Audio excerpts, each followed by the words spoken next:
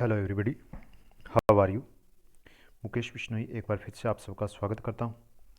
NCERT history हम कर रहे थे लास्ट टाइम और समकालीन भारत के अंदर एक चैप्टर हमने किया था डिस्कस। आज अगला चैप्टर हमारे पास कृषि से संबंधित रहेगा, एग्रीकल्चर से संबंधित। इसके जो भी important points one liner MCQs हैं हम देखेंगे। और अगर मैं किसी भी कम्पिटिटिव एग्ज़ाम की बात करता हूँ या फिर मैं बात करता हूँ किसी भी बोर्ड एग्ज़ाम की, एजुकेशन बोर्ड एग्ज़ाम की, तो सभी के अंदर इसके अंदर से क्वेश्चन पूछे जाते हैं एग्रीकल्चर से संबंधित। तो 10th क्लास का चैप्टर हमारे पास एग्रीकल्चर। चलिए स्टार्ट करते हैं। इससे पहले की वीडियोज़ आपने नहीं देखी है तो चैनल के ऊपर जाइए, प्लेलिस्ट मिलेगी आपको 10th क्लास एनसीईआरटी, साथ में 8th 7th 9th class, +2 class polity, सभी वीडियोज़ प्लेलिस्ट के अंदर मिलेगी। चलिए और इस वीडियो को स्टार्ट करते हैं। पहला ही पॉइंट है कृषि। कृषि क्या होती है? भूमि को जोतने, फसल उगाने, पशुओं को पालने, मछली पकड़ने, वानिकी की कला और विज्ञान को कृषि कहते हैं। कृषि का महत्व क्या है? तो भारत की लगभग मैं बात करता हूँ तो 70% जनसंख्या प्रत्यक्ष या अप्रत्यक्ष रूप से अपनी आजीविका के लिए कृषि पर ही निर्भर करती है, तो इसका महत्व बहुत ज़्यादा है। राष्ट्रीय आय में कृषि के योगदान की मैं बात करता हूँ तो सकल घरेलू उत्पाद में 26% और राष्ट्रीय आय में 45% योगदान कृषि का रहता है। कृषि के प्रकार की अगर मैं बात करता हूँ तो हमारे पास जीवन निर्वाह कृषि, गहन जीविका कृषि, वाणिज्यिक कृषि, झूम कृषि, रोपण कृषि। रोपण कृषि यानी कि बागान के हिसाब से कह देते हैं। झूम कृषि जो जंगलों को काट करके की जाती है। वाणिज्यिक कृषि जिनको हम दोबारा से आगे बेचने के लिए, जैसे गन्ना हो गया, हमारे पास कपास हो गया।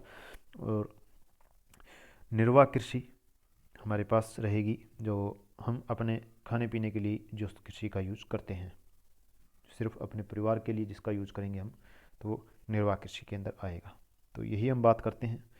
तो प्रारंभिक जीविका निर्वाह कृषि, छोटे छोटे टुकड़े पर आदिम कृषि औजारों जैसे लकड़ी के हल, डाव, खुदाई करने वाले छड़ी के साथ परिवार के सदस्यों द्वारा करते हैं। अपने परिवार के सदस्यों द्वारा परिवार के लिए ही करते हैं, तो वो जीविका निर्वाह कृषि होगी। झूम कृषि, इसी को कर्तन दहन कृषि कहते हैं। काटो और जलाओ यानी कि जंगल के एक टुकड़े को साफ कर लिया जाता है और उसके ऊपर अपने परिवार के भरण पोषण के लिए अनाज व अन्य खाद्य फसलें उगाई जाती है। अगर मैं बात करता हूँ गहन जीविका कृषि, तो उन क्षेत्रों में की जाती है जहाँ पर भूमि पर जनसंख्या का दबाव अधिक हो।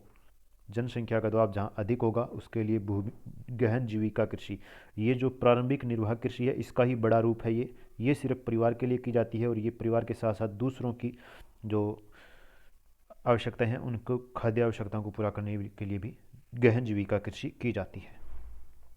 अगर मैं वाणिज्य की बात करता हूं तो मुख्य रूप से आधुनिक निवेश, जैसे अधिक पैदावार देने वाली फसल की बीज, रासायनिक खाद, उर्वरक, कीटनाशकों का प्रयोग से उच्च पैदावार प्राप्त की जाती है, तो इसको हम वाणिज्यिक कृषि कहेंगे। व्यापारिक उद्देश्य से ये की जाती है। रोपण कृषि की मैं बात करता हूँ तो ये वाणिज्यिक कृषि का ही एक प्रकार है। इसमें भूमि के लंबे चौड़े क्षेत्र पर एक ही फसल बोई जाती है। सस्य प्रारूप, सस्य प्रारूप के अंदर 3 प्रकार की सस्य ऋतु में हमारे पास होती है: रबी, खरीफ और जायद। रबी, खरीफ और जायद। रबी यानी कि जो अभी हमारे पास रहेगी, रबी अभी। तो अभी हम बात कर रहे हैं सर्दियों के मौसम की, तो हमारे पास रबी की फसलें अभी है जो हम बात करते हैं अक्टूबर से दिसंबर तक बोई जाती है। और जैसे जैसे होली के बाद में मैं बात करता हूँ मुख्य रूप से, तो होली के बाद में उनको काट लिया जाता है, यानी कि अप्रैल से मई मोस्टली, कोई कोई एक आधी फसलें से है जो जून तक भी चलेगी, तो उनको काट लिया जाता है। तो रबी की फसलें होती है। खरीफ की फसलें जो रबी के बाद में कुछ अंतराल के बाद बोई जाती है। रबी से कुछ अंतराल के बाद हमने बात की। चलिए डिस्कस करते हैं, पॉइंट के ऊपर ही हम बात करेंगे इसकी। रबी की फसलें कौन सी होती है? जो अक्टूबर से दिसंबर के मध्य बोई जाती है। ये हम बात करते हैं एनसीईआरटी की। तो किसी कॉम्पिटिटिव एग्ज़ाम में अगर अलग से कोई मंथ दिया हुआ है इनका, तो आप लोग उस हिसाब से देख सकते हैं, लेकिन एनसीईआरटी हमारे को कहती है अक्टूबर से दिसंबर के मध्य बोई जाती है। अप्रैल से जून के मध्य तक इनको काट लिया जाता है, जैसे जो गेहूँ, चना, मटर, सरसों। ठीक है। खरीफ की फसलों की मैं बात करता हूँ तो मानसून के आगमन के साथ बोई जाती है और सितंबर अक्टूबर में काट ली जाती है। जैसे चावल हो गया, मक्का हो गया, ज्वार, बाजरा, अरहर, मूंग, उड़द, कपास, जूट, ये हमारे पास रहेंगी। तो ये हमने बात की। मानसून के आगमन के साथ बोई जाती है और सितंबर अक्टूबर में काट ली जाती है, यानी कि अप्रैल मई और जून के अंदर ये जो है रबी की फसलें कटनी शुरू हो जाती है और उसके बाद 1 2 3 महीने के लिए ये जगह खाली रहती है। उसके बाद में हम खरीफ की फसलें इसके अंदर बोते हैं। तो जो बीच का 2 या 3 महीने का गैप होता है उसके अंदर जो फसलें बोई जाती है उनको हम कहेंगे जायद फसलें। जायद फसलें रबी और खरीफ की फसल ऋतुओं के बीच में ग्रीष्म ऋतु में बोई जाती है। इसके अंदर तरबूज, खरबूजे, खीरे, सब्जियां, चारे की फसल मुख्य रूप से रहेंगी। प्रमुख खाद्यान्न की मैं बात करता हूँ तो भारत के अंदर गेहूँ, चावल और मक्का प्रमुख खाद्यान्न है। मोटे अनाजों की मैं बात करता हूँ तो ज्वार, बाजरा, रागी रहेगा। दालें कौन सी रहेगी तो उड़द, मूंग, अरहर, मसूर, मटर और चना। अगर मैं तिलहन की बात करता हूँ तो मूंगफली, सरसों, तिल, नारियल, सोयाबीन, अरंडी, बिनोड़ा, अलसी और सूरजमुखी। पेय फसलों की हम बात करते हैं तो चाय, कॉफ़ी, या हम बात करें कहवा। बागवानी फसलें, यहाँ से इंपॉर्टेंट पॉइंट अपना शुरू होता है। बागवानी फसलें महाराष्ट्र और आंध्र प्रदेश और उत्तर प्रदेश और पश्चिम बंगाल के अंदर आम मुख्य रूप से रहेंगे। अगर पूछ लेता है आम कहाँ के फेमस है तो उत्तर प्रदेश, महाराष्ट्र, आंध्र और पश्चिम बंगाल। नागपुर और चिरापुंजी के संतरे रहेंगे। केरल, महाराष्ट्र, मिजोरम और तमिलनाडु के अंदर केले रहेंगे। केरल, महाराष्ट्र, मिजोरम और तमिलनाडु यहाँ पर केले फेमस है। उत्तर प्रदेश और बिहार के अंदर लीची, मेघालय के अनानास, आंध्र प्रदेश और महाराष्ट्र के अंगूर, हिमाचल प्रदेश और जम्मू कश्मीर के सेब, नाशपाती, अखरोट, खुबानी, केसर, ये सारे यहाँ पर हमारे पास रहेंगे हिमाचल और जम्मू कश्मीर के। रेशेदार फसलों की मैं बात करता हूँ तो कपास, जूट, सन और प्राकृतिक रेशम जो है रेशेदार फसलें हैं। संस्थागत सुधारों की मैं बात करता हूँ तो जो सरकार की जो नीतियाँ बनाई हुई है मुख्य वही रहेगी, जिससे कृषि यंत्र प्रोवाइड करवाना, पंचवर्षीय योजनाओं के अंदर जमींदारी उन्मूलन, चकबंदी, सहकारिता, ये सारे पॉइंट प्रौद्योगिकी और संस्थागत सुधार के अंदर रहेंगे। खाद्य सुरक्षा के हिसाब से मैं बात करता हूँ तो बफर स्टॉक और सार्वजनिक वितरण प्रणाली खाद्य सुरक्षा के अंदर रहेंगे। वैश्वीकरण का कृषि पर क्या प्रभाव पड़ा है तो वैश्वीकरण ने भारतीय कृषि के सामने प्रतियोगिता के रूप में नई चुनौतियां प्रस्तुत की है और इसके कारण भारतीय कृषि का स्वरूप बदला है। यानी कि पहले हम सिर्फ निर्वाह कृषि करते थे, अब हम व्यापारिक कृषि भी करते हैं और उत्तम बीजों का प्रयोग करते हैं। कॉफ़ी उत्पादक राज्यों की मैं बात करता हूँ तो केरल, कर्नाटक और तमिलनाडु जो इनका जो ज्वाइनिंग पार्ट है, यानी कि ये जो बीच का पार्ट आता है केरला, कर्नाटका और तमिलनाडु के बीच का पार्ट जो नीलगिरी के नाम से हम जिसको जानते हैं, वहाँ पर इसकी मुख्यतः खेती की जाती है। इलायची की मैं बात करता हूँ, काजू की मैं बात करता हूँ, कॉफ़ी की मैं बात करता हूँ। इसके साथ चाय हमारे पास आपको पता है पश्चिम बंगाल के अंदर दार्जिलिंग और असम की चाय फेमस रहेगी। कार्बनिक कृषि उर्वरकों तथा कीटनाशकों जैसे रासायनिक खादों, खरपतवारनाशकों के प्रयोग के बिना की जाने वाली कृषि को कार्बनिक कृषि कहते हैं। यानी कि खरपतवारनाशक स्प्रे नहीं करेंगे हम, खाद यूज नहीं करेंगे, कोई भी कीटनाशक यूज नहीं करेंगे, तो उसके लिए जो खेती की जाती है उनके बिना, तो उसको हम कार्बनिक खेती कहते हैं या जैविक खेती जिसको हम कह देते हैं, ऑर्गेनिक खेती भी इसको हम कहते हैं। अभ्यास के प्रश्नों के ऊपर बात करें तो लंबे चौड़े क्षेत्र के अंदर एक ही फसल रोपण कृषि के अंदर उगाई जाती है। रबी की फसल, रबी यानी कि अभी अभी की मैं बात करता हूँ तो चना हमारे पास रहेगा। कपास और चावल, कपास और चावल ये एक दूसरे के रिप्लेसमेंट है। जहाँ पर कपास लोग बोते हैं वहाँ पर चावल नहीं बोएंगे, चावल बोएंगे तो कपास नहीं बोएंगे, तो ये एक दूसरे के रिप्लेसमेंट है। यानी कि एक ही साथ बोई जाएगी, या तो ये बोते हैं या ये बोते हैं। इसके साथ में मोटे अनाज और चना, कोई ऐसा ना सोचे कि चावल और गेहूँ, चावल और गेहूँ अलग अलग ऋतुओं की फसलें हैं। चावल जो हमारे पास खरीफ का रहेगा और गेहूँ जो है रबी की फसल रहेगी। कौन सी एक फलीदार फसल है, फलीदार फसलें, फलीदार फसलों के अंदर मैं बात करूँ तो दालें आती हैं हमारे पास, मोटे अनाज, तिल, और ये ज्वार और तिल हमारे पास मोटे अनाज के अंदर आ जाता है। ज्वार मोटे अनाज के अंदर, तिल जो है हमारे पास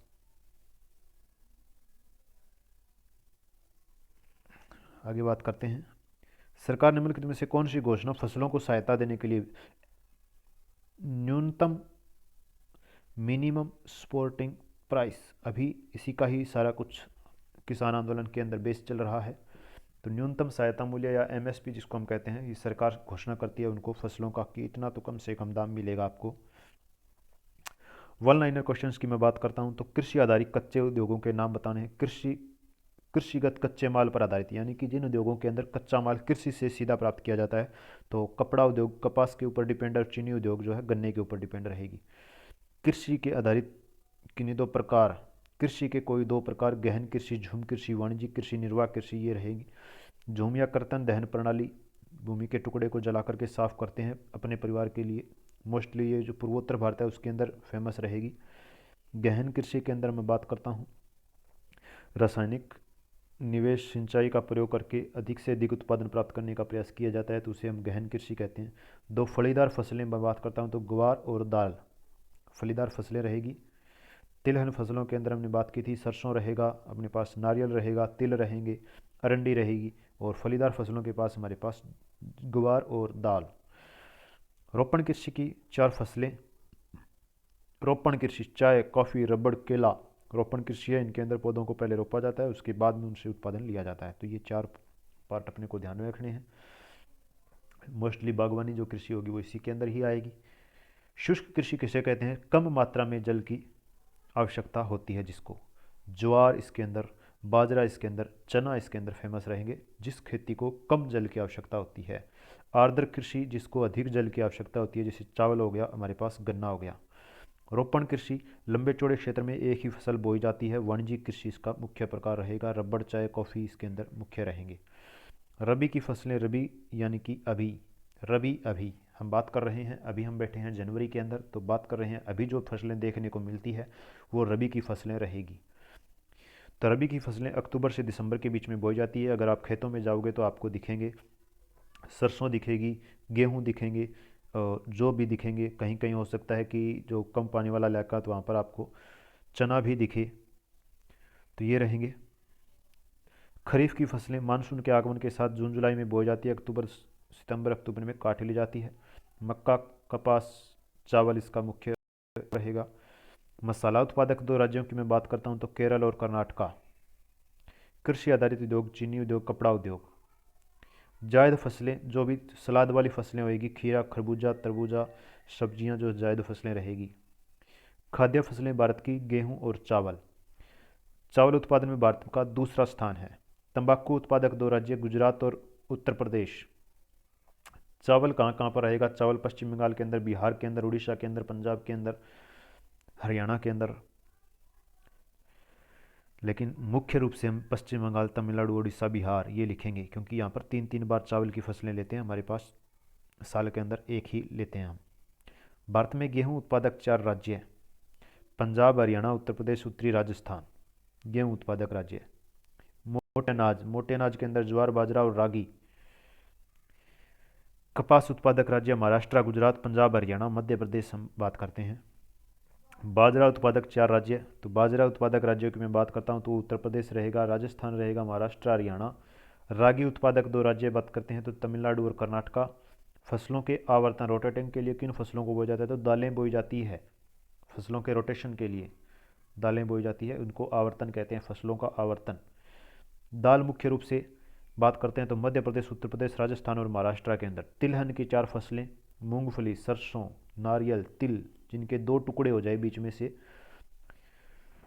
दो परतें आपस में चिपकी होती है तो उसको हम कहेंगे तिलहन फसलें। भारत में मूंगफली का सबसे बड़ा उत्पादक आंध्र प्रदेश। कौन सी फसल उत्तरी भारत में खरीफ और दक्षिण भारत में रबी की फसल है? तो तिल। उत्तरी भारत के अंदर खरीफ की फसल है और दक्षिण भारत के अंदर रबी की फसल तिल रहेगी। कौन सी फसल रबी और खरीफ दोनों फसलों ऋतुओं में बोई जाती है? तो अरंडी रबी और खरीफ के अंदर बोई जाती है, ये दोनों के अंदर। कॉफ़ी का उत्पादन भारत 4% विश्व की कॉफ़ी भारत के अंदर होती है। आम उत्पादक राज्य हम पहले डिस्कस कर चुके हैं तो महाराष्ट्र, आंध्र प्रदेश, उत्तर प्रदेश, पश्चिम बंगाल। संतरे नागपुर और चेरापूंजी मेघालय के फेमस रहेंगे। केला उत्पादक राज्य केरल, मिजोरम, महाराष्ट्र, तमिलनाडु। लीची बिहार और उत्तर प्रदेश की। सेब, खुबानी, अखरोट, नाशपाती ये हमारे पास हिमाचल और जम्मू की। रबड़ केरल और कर्नाटका के अंदर। सुनहरा रेशा पटसन को कहा जाता है। अखाद्य फसलें भारत के अंदर बात करते हैं तो हमारे पास रबड़, कपास, जूट और रेशम। रबड़, कपास, जूट और रेशम अखाद्य फसलें रहेगी। पीडीएस इंपॉर्टेंट पॉइंट है, पीडीएस पब्लिक डिस्ट्रीब्यूशन सिस्टम, सार्वजनिक वितरण प्रणाली इसका फुल फॉर्म रहेगा। भारतीय कृषि विश्व के विकसित देशों से प्रतिस्पर्धा क्यों नहीं कर सकती? क्योंकि दूसरे देशों की सरकार उनको अत्यधिक आर्थिक सहायता देती है, जबकि हमारे देश में आर्थिक सहायता कृषि को बहुत कम दी जाती है। नेक्स्ट हम बात करते हैं खरीफ की फसलें, चावल और मक्का रहेगी। रोपण खेती किसे कहते हैं हम पहले डिस्कस कर चुके हैं, आप चाहें तो अभी रोक करके देख सकते हैं। श्वेत क्रांति, श्वेत क्रांति के अंदर याद रखेंगे दूध का उत्पादन अधिकतम होगा, दूध उत्पादन में अप्रत्याशित वृद्धि करना श्वेत क्रांति होता है। और इसके अंदर फसलों की, पशुओं की नस्ल में सुधार करेंगे और उत्तम चारा देने वाली फसलें, बढ़िया चारा देने वाली फसलें हम यूज करेंगे। हरित क्रांति, कृषि उपज के अंदर सुधार, यानी कि गेहूं और जो चावल हमारे पास है उनके अंदर सुधार करना हरित क्रांति। तो इसके अंदर उन्नत कृषि यंत्र, उर्वरक और बढ़िया बीज ये यूज करेंगे हम कृषि उत्पादन में वृद्धि करने के लिए। वाणिज्यिक और व्यापारिक कृषि जो व्यापार करने के उद्देश्य से होती है। गरीबी रेखा से नीचे हम बात करें तो भारत के अंदर लगभग 25 से 26% लोग रहते हैं। वैश्वीकरण का क्या अर्थ है, तो विभिन्न देशों की अर्थव्यवस्थाएं एक दूसरे के आपस में निकट आना या जुड़ जाना वैश्वीकरण कहलाता है। वैश्वीकरण के कारण भारतीय कृषि जो दूसरे देशों की तुलना में हमारे पास उनके तरीके से अगर मैं बात करता हूं तो अपनी विशाल कृषि क्षमता का सही और योजनाबद्ध तरीके से उपयोग करना जरूरी है अगर हम वैश्वीकरण के साथ में दूसरे देशों की कृषि के साथ में कंपटीशन करना चाहते हैं तो। लेकिन इसके लिए ज़रूरी है सरकार हस्तक्षेप करे, जो एग्रीकल्चर जो लोग हैं उनको ज़्यादा से ज़्यादा सरकार सहायता दे। प्रारंभिक निर्वाह, जीवन निर्वाह खेती, यानी कि जो परिवार के सदस्य के द्वारा परिवार के लिए ही उत्पादन किया जाता है तो प्रारंभिक निर्वाह कृषि उसको कहते हैं। रबी की दो फसलें गेहूं और चना। आगे हमारे पास एमसीक्यूज रहेंगे। सरकार ने क्या क्या कदम उठाए हैं कृषि के किसानों के लाभ के लिए, तो क्रेडिट कार्ड केसीसी बनाती है, एमएसपी प्रोवाइड करवाती है, व्यक्तिगत दुर्घटना बीमा योजना सरकार चालू किए हुए हैं, यानी कि खेत के अंदर काम करते हुए किसी किसान की मृत्यु होती है किसी भी वजह से तो उसके ऊपर बीमा क्लेम किया जाता है। कृषि सुधार के लिए संस्थागत सुधार, कौन सा संस्थागत सुधार किया गया है, तो जोतों की चकबंदी, जमींदारी का उन्मूलन, सहकारिता सभी किए गए हैं। भारत में खेती विधियां निम्नलिखित में से किस तत्व से प्रभावित होती है, तो सभी विधियों से, यानी कि प्रौद्योगिकी से प्रभावित होगी, भौतिक, पर्यावरण, सामाजिक, सांस्कृतिक रीति रिवाज सभी का कृषि के ऊपर प्रभाव हमारे पड़ता है। काटो और जलाओ और झाड़ झंकार परत, ये कौन सी कृषि रहेगी, तो ये हमारे पास स्थानांतरित कृषि, कर्तन दहन कृषि, झूम कृषि। गहन कृषि की विशेषता, गहन कृषि अत्यधिक सिंचाई होगी, रासायनिक निवेश किया जाएगा, यानी कि खाद बीज रासायनिक यूज किए जाएंगे ज़्यादा इसके अंदर, और जनसंख्या के दबाव कृषि के ऊपर अधिक जहाँ पर होगा वहाँ पर ये गहन कृषि होती है। रोपण फसल कौन सी नहीं है, तो गेहूं जो है रोपण फसल नहीं है, बाकी रबड़, चाय, कॉफ़ी रोपण फसलें हैं। शस्य ऋतु में पाई जाती है, शस्य ऋतु यानी कि फसलों की 3 ऋतुएं हमारे से पूछ रहा है, खरीफ, रबी और जायद। रबी की फसल कब बोई जाती है, रबी की फसल याद रखेंगे अक्टूबर, दिवाली से पहले और दिवाली के बाद तक चलता रहता है ये काम, दिवाली से पहले शुरू हो जाता है यानी कि अक्टूबर से दिसंबर तक, अक्टूबर से मध्य दिसंबर। कौन सी रबी की फसल, रबी की फसल, रबी यानी कि अभी, अभी का मतलब मैं बात करता हूँ जनवरी के अंदर हमारे को गेहूं, चना और जो देखने को मिल रहे हैं वही हमारे पास सरसों भी देखने को मिल रही है, तो ये रबी की फसलें हैं। खरीफ की फसलें कब बोई जाती है, तो खरीफ की फसलों की मैं बात करता हूँ तो जून जुलाई के अंदर बोई जाती है, यानी कि जून के एंड आते आते ये फसलें बोई जाती है, जब बारिश की शुरुआत होने लगती है थोड़ी थोड़ी, तो जून के एंड और जुलाई के अंदर बोई जाती है ये। खरीफ की फसल कौन सी नहीं है, तो सरसों जो है रबी की फसल है, बाकी ये ज्वार, बाजरा, अरहर, मक्का ये रहेंगी हमारे पास खरीफ की फसल। किस राज्य में धान की 3 फसलें बोई जाती है, तो असम, उड़ीसा और पश्चिम बंगाल, इनमें 3 फसलें धान की साल के अंदर ये बोते हैं, तो इसलिए ये मुख्य रूप से चावल उत्पादक राज्य हैं।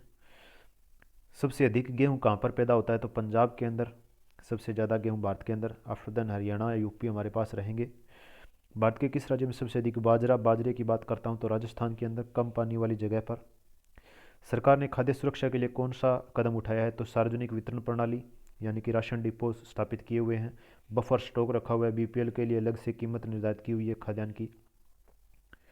नेक्स्ट है हमारे पास खाद्य फसल कौन सी है इनमें से, तो चावल, प्रमुख खाद्य फसल चावल, मुख्य रूप से चावल सबसे ज़्यादा भारत के अंदर लोग खाते हैं, उसके बाद में गेहूं की बारी आती है, दूसरी गेहूं।